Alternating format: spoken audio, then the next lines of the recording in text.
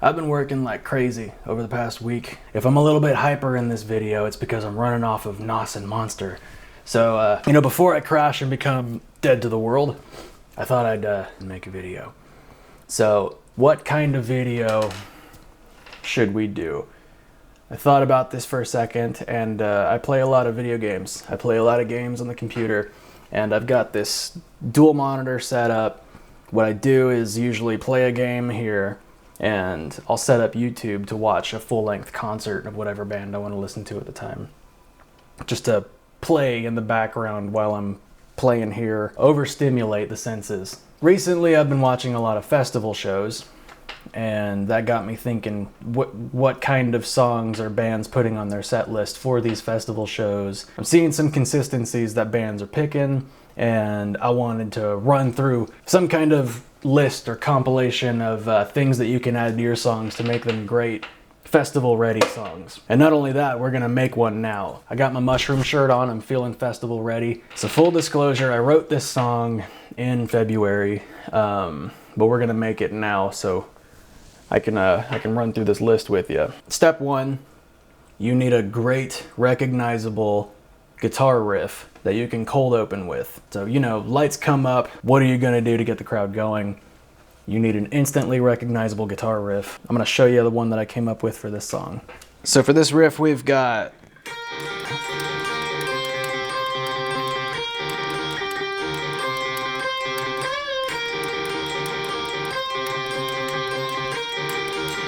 then build dissonance. This is where the tension comes from, these two dissonant notes.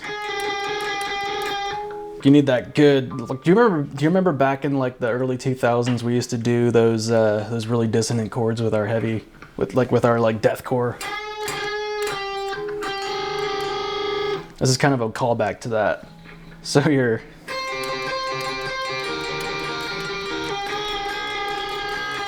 and we need our driving drum sound. So these drums are going to be building up all of this tension that we're creating with the guitar. Get everybody going crazy. This is, so far, we've got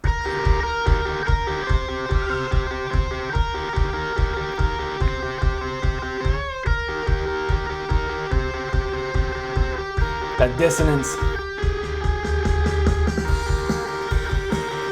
The rest of the band is coming in there. Cool. So you got your guitar riff. We need way more guitars. We're building tension, we're building an atmosphere. This is a festival, this is big show, big event that we're throwing. So we're gonna be hiring like session guys to come and just block out the rest of the sound. We want this wall of noise coming at the audience. So you've got your riff. Now we need to come up with a chord progression that fits underneath that riff to kind of drive the song forward. So now we've got a foundation that we can jump off of. So what goes with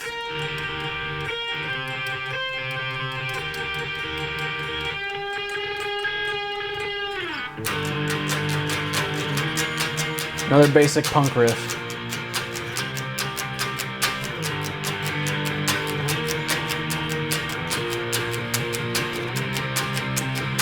Cool, so we've got that we can throw in the back. We need another guitarist. Sure, what is this, the third guitar we've got going on now. So we can do the pop punk thing of just octaves, some octave chords. We can throw that in the back. So we've got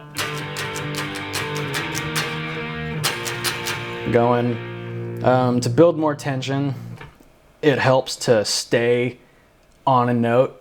This it's kind of annoying. It sounds good, but you want slight annoyance in the background. That's what builds tension. That's the same with these dissonant chords.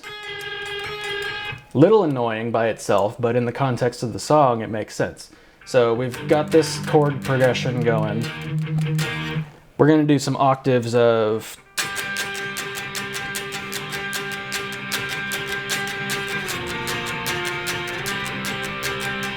a little bit of flavor, but it's still kind of... Now we're starting to block out more of a song.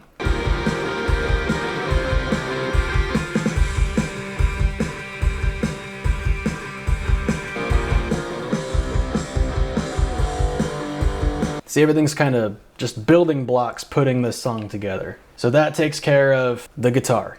So the second thing we need for our festival ready song, we need a deep, thundering bass. Something that kicks you in the chest that you can feel out in the audience. Not just turning your amp up. There's some methods that we can use. If you're following theory or anything like that, the root note, the 5th, and the 7th are really complementary. They're not going to, like, you're not going further into jazz or like experimental or anything. It's the root, the 5th, and the 7th. They always sound good no matter what order you're playing them in throughout the song. It makes the song really easy, but it also makes it pretty heavy, and you can get pretty aggressive with it, especially when you're using a more aggressive tone. We're gonna follow the chord progression that the guitar's created, so we're gonna use that.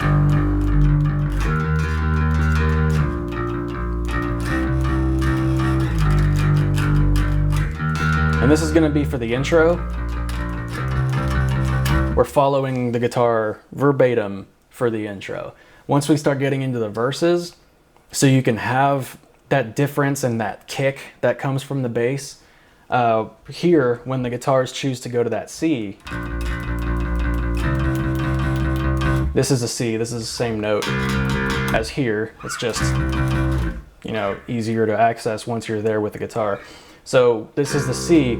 The way I see it, not necessarily accurate. So I don't know much about music theory, but I utilize some of it in ways that make sense to me. Does that make sense? So when the guitars are choosing the C, I noticed that the C is also the 5th to the root of F. So if an F is here, you've got F, G, A, B, C. C would be the 5th to that. When the guitars are choosing C, on bass, I'll choose F. So now we've got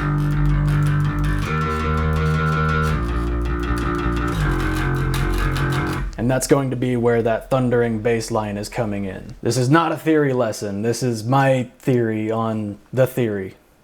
Sure, a very important aspect to any festival song, you need to have a chorus that the audience can just belt out along with you. This huge mash of just emotion and it doesn't necessarily have to be in tune, which is perfect for me.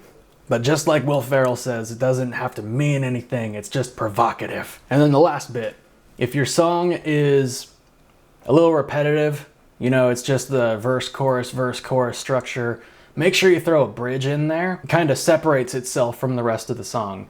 It's just a little bit of a palate cleanser for you going into the outro, which is most likely going to be the chorus all over again because everybody loves yelling that same chorus. But for a little flavor on the bridge, do gang vocals. You can do just a group of people yelling the same thing, a reminiscent of what we were doing in the choruses, but you know, it's just a little freer, not so much structure, and you throw that all together, and hopefully you've got a pretty solid banger of a festival song. If you want to check this one out, I'm gonna throw up some footage. This is Groundhog Day. I'll see you next time.